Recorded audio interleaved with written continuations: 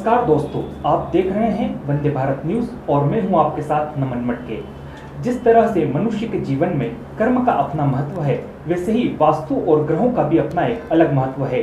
कहा जाता है यदि ग्रह अपनी चाल अच्छे से चलते हैं तो वह मनुष्य को राजा बना देते हैं, और यदि वह अपनी चाल प्रतिकूल चलते हैं तो वह मनुष्य को राजा से रंक बना देते हैं। आज इन्हीं सब विषयों पर बात करने के लिए हमारे साथ मौजूद हैं पंडित नीरज शर्मा यानी पाटन वाले गुरुजी।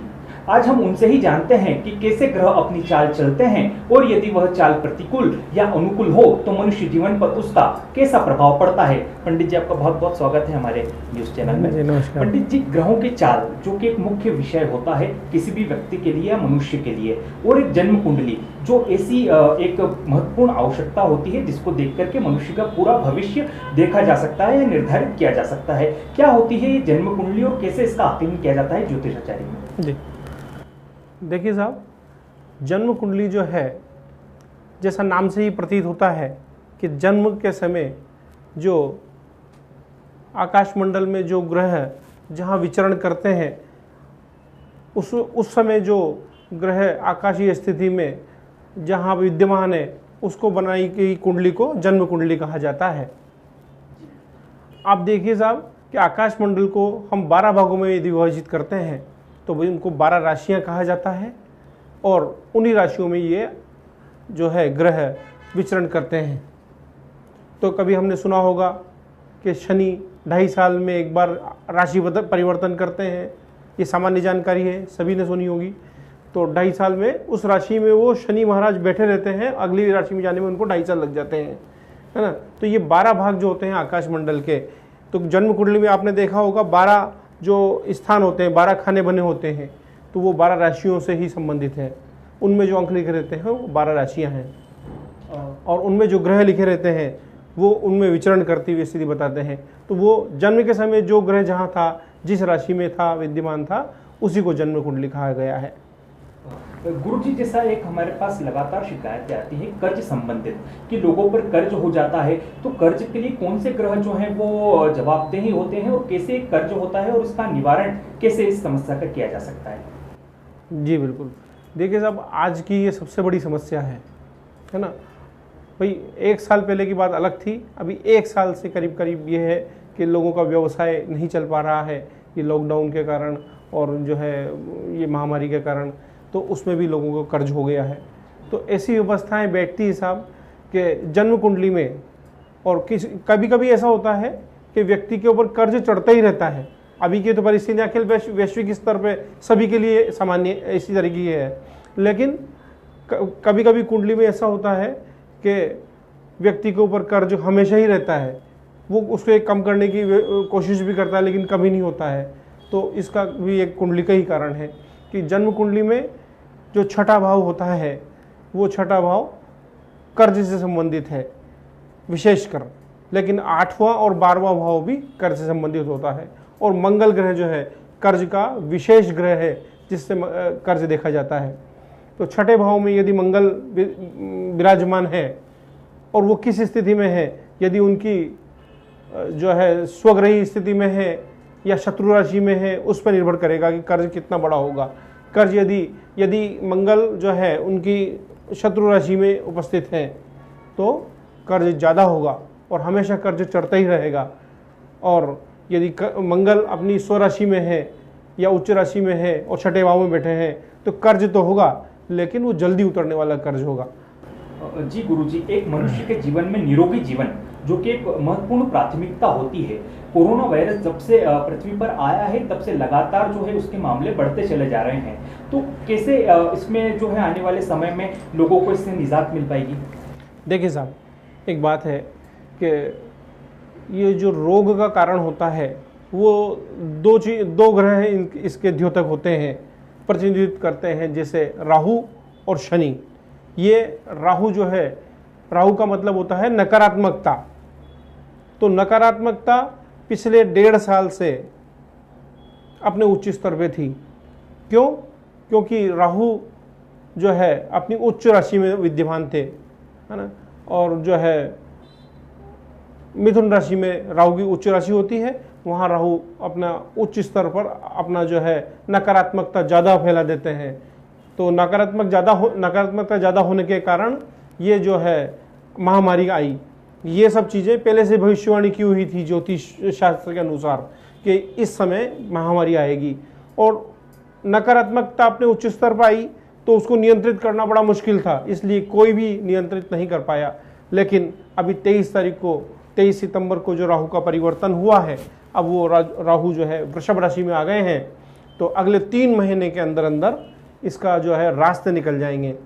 देखिए, कोई बीमारी जब आ जाती है तो वो बीमारी तो ख़त्म होती नहीं है, कीटाणु कहीं ना कहीं पनपता रहता है, इसलिए वो बीमारी ख़त्म होती नहीं है। ये पहले कि आप यदि इतिहास देखेंगे तो वो भी यही बताएगा कि कभी मलेरिया आया, डेंगू आया, चिकनगुनिया आया, लेकिन वो ख़त्म नहीं होते हैं। लेकिन इसके रास्ते निकल जाएंगे आने वाले 3 महीने के अंदर अंदर जो है इसकी दवाइयाँ, वैक्सीन जो भी आएगी, मतलब इसके रास्ते सब निकल जाएंगे, क्योंकि राहु अब अपनी जो है उच्च नकारात्मकता से क्षीण नकारात्मकता पर आ गया है। बिल्कुल सही। गुरुजी, एक हमारे पास लगातार जो लोग हैं वो बताते रहते हैं कि प्रत्येक कार्य में बाधाएं उत्पन्न होती है, तो ये बाधाएं कैसे उत्पन्न होती है और कौन से ग्रह जो हैं इसके लिए जवाबदार होते हैं? देखिए साहब, हमारे जो ज्योतिष शास्त्र है, ज्योतिष शास्त्र में 9 ग्रह होते हैं। 9 ग्रहों में से जो 4 ग्रह है वो शुभ ग्रह कहलाते हैं और जो है सौम्य ग्रह कहलाते हैं, और 5 ग्रह जो है वो पाप ग्रह कहलाते हैं। तो 5 ग्रह में कौन कौन से? राहु, केतु, शनि, सूर्य और मंगल। तो अब देखिए साहब, सूर्य जो है ग्रह है, अब इसमें भी 2 कैटेगरी है कि 5 ग्रहों में सबसे ज़्यादा जो नकारात्मकता और क्रूर ग्रह जो हैं वो है राहु, केतु और शनि, और सूर्य मंगल जो है उतनी नकारात्मकता, कम नकारात्मकता वाले ग्रह हैं। तो जब भी हमारे कर्म भाव में 10वां भाव जो होता है कुंडली का, वो कर्म भाव कहलाता है। तो कर्म भाव में जब भी राहु विद्यमान होंगे या राहु की दृष्टि होगी, है ना, तो हमारे काम धंधे बाधाओं में जो है बाधाएं आने लग जाएगी। जब शनि होगा कर्म भाव में या शनि की दृष्टि कर्म भाव पे आती है तो सारे काम स्लो हो जाएंगे, मंद हो जाएंगे, क्योंकि शनि का दूसरा नाम मंद ही है। शनि का मतलब शने शने, तो वो सारे काम स्लो हो जाते हैं। तो हमें ऐसा लगता है कि खूब बाधाएं आ रही है। जो कार्य हमने पहले एक ही बार में कर दिया था, अब वो कार्य 7.5 लगने पे शनि की या शनि का प्रभाव ज़्यादा होने के कारण वो कार्य हमारा जो है अब 4 बार करने पर हो रहा है। तो अब ये उससे शनि से संबंधित समस्या है। या केतु यदि उस भाव में बैठे हैं कर्म भाव में, तो काम धंधे में खूब बाधाएं देंगे। तो ये 3 ग्रह साहब ऐसे हैं, राहु, शनि और केतु, जो कार्यों में आ रही बाधाओं के लिए और कार्यों की असफलता के लिए जिम्मेदार हैं। लेकिन ऐसा नहीं है साहब कि ये 3 ग्रह हैं तो सही, लेकिन जिन लोगों की जन्म कुंडली में ये ग्रह अच्छे स्थान पर विराजमान हैं, इनके जो है उच्च राशि में बैठे हैं या स्वग्रही में हैं, तो वहाँ पे अचानक लाभ भी देते हैं। जैसे शनि है, शनि को न्यायप्रिय देवता कहा जाता है, न्यायप्रिय ग्रह कहा जाता है। जब इनका 7.5 या इनका जो है समय आता है, तो ये पिछला जो हमारा कर्म किए हैं उनको देख के और अब जो है हमें भविष्य का जो है फल देते हैं। तो ये इसी के कारण साहब ये सारी जो बाधाएं आती है, इन 3 ग्रहों के कारण है। गुरुजी, आपने बात की 7.5 की, तो अभी जो 7.5 है शनि की, वो किस राशि पर चल रही है और उसका क्या कुछ प्रभाव उस राशि पर देखा जा रहा है लगातार? हाँ, तो शनि की 7.5 साहब अभी जो है ये मकर राशि में, धनु राशि में और कुंभ राशि में, 3 राशियों में अभी जो है 7.5 का प्रभाव है। तो अभी देखिए साहब कि जो 22 जनवरी को शनि मकर राशि में आए हैं, तो मकर राशि में आने के कारण जो है कुंभ राशि उससे प्रभावित हो गई है। तो कुंभ राशि में 7.5 शुरुआत हो गई है। और कुंभ राशि वालों को साहब 7.5 की प्रथम ढैया सबसे ज़्यादा नुकसानदेह होती है। तो आपने ये देखा होगा, ये आप थोड़ा सा जो है उसको पिछला इतिहास निकालना अखबारों में या कैसे भी, कि अभी जो कोरोना काल था उसमें सबसे ज़्यादा नुकसान जो है मकर राशि वालों को और कुंभ राशि वालों को हुआ। अब मकर राशि वालों को जय नाम जिनका मकर राशि वालों का है उनको देखिए आप, या कुंभ राशि जिनका ग और जो है स नाम है उन लोगों को ज़्यादा नुकसान हुआ। ये मैंने भी देखा है और आप भी उसको रिकॉर्ड बना के देखिए पूरा। तो ये 7.5 का जो प्रभाव है वो अभी इन 3 राशियों पर है जी। गुरुजी, ये तो हुई समस्याओं की बात। अब हम यदि बात करें निजात की, तो मनुष्य कैसे इन समस्याओं से जो है वो निजात पा सकता है? देखिए साहब, सबसे पहली बात आपने मेरे से पूछी थी कि कर्ज से संबंधित समस्या जो लोगों को होती है, उससे ज्योतिष के आधार पर कुछ ऐसे प्रयोग हैं जिनसे हम वो करके और कर्ज से मुक्ति प्राप्त कर सकते हैं। तो पहला देखिए साहब कि मैं एक प्रयोग बताता हूँ आपको कि सबसे पहले जो है शनि, मैंने जैसा बताया आपको, शनि और राहु के कारण ये समस्या आती है कर्ज की।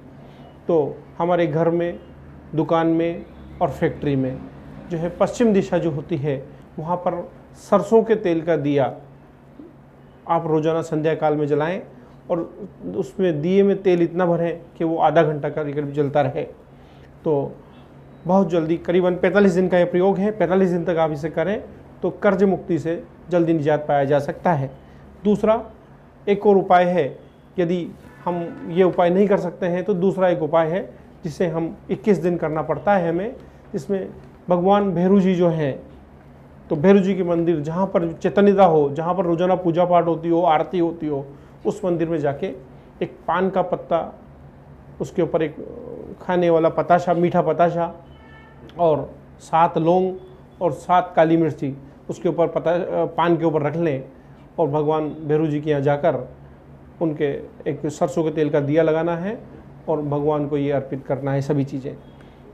तो ये 21 दिन तक लगातार करने से कर्ज मुक्ति हो सकती है। दूसरा जो आपने मुझे समस्या बताई कि लोगों में आजकल जो है रोग की समस्या, लगातार रोग जो आ रहे हैं, जो कोरोना महामारी आई है और उसके अलावा भी बहुत सारे रोग, और कभी कभी तो ऐसा देखा जाता है कि घर में एक आदमी बीमारी से उठता है, दूसरा बढ़ जाता है, तो फिर उसके बाद दूसरा उठता है तो तीसरे को बीमारी आ जाती है। इस तरीके से चलता ही रहता है, किसी किसी घर में ऐसा भी देखा जाता है।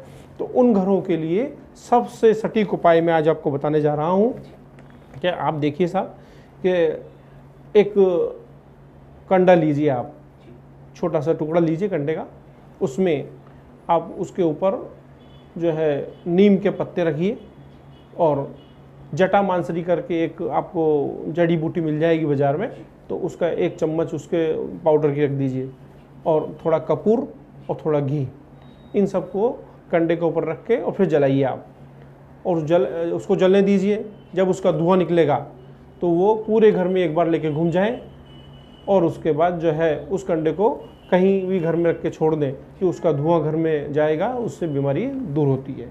इसी प्रकार एक और अच्छा उपाय बता रहा हूँ कि कोई ऐसा व्यक्ति, जैसे घर में होता है कि कभी कभी एक ही व्यक्ति को ऐसा होता है कि बार बार उसको वो बीमार होता है, कभी उसको क्या समस्या हो जाती है, कभी क्या समस्या होती है, तो उस व्यक्ति के लिए एक बहुत ही सटीक उपाय है जिसमें एक नींबू लीजिए, कागजी नींबू लीजिए और उसको उसके सर से लेके पाँव तक उल्टा उसको उसारना है ना, पैर से सर पे नहीं करना, सर से लेके पैर तक उसको 11 बार उसारना है और फिर घर के बाहर जाके और उसके 4 टुकड़े करने हैं और उसको चारों दिशाओं में फेंक देना है। तो ये उपाय बहुत सटीक उपाय है। और तीसरा जो है आपने बताया है कि बार बार जो बाधाएं आती है, जो कार्य में असफलता मिलती है लोगों को, तो वो उसका कारण तो मैंने बताया, लेकिन उसका जो है उपाय क्या है, तो उसका उपाय भी मैं बताने जा रहा हूँ आपको कि सबसे अच्छा उपाय है कि 7 दिन तक ये उपाय करना है आपको कि 5 इमरती लेनी है और एक खाली कागज़ लेना है। तो खाली कागज़ ले जाके और 5 इमरती ले जाके भगवान भैरू जी हैं, भैरू जी को उनका भोग लगाना है और अपनी मनोकामना बोलनी है। तो 7 दिन तक ये प्रयोग करने से कार्यों में आ रही असफलता दूर हो जाएगी। धन्यवाद गुरुजी। तो जैसा कि हमारे साथ मौजूद थे पंडित नीरज शर्मा, पाटन वाले गुरुजी, जिन्होंने बताया है कि आने वाले 3 महीनों में निश्चित रूप से कोरोना की जो महामारी है उसमें कहीं ना कहीं कमी देखी जाएगी। आप इसी तरीके की छोटी और बड़ी खबरों को देखने के लिए लगातार हमारे साथ जुड़े रहिए।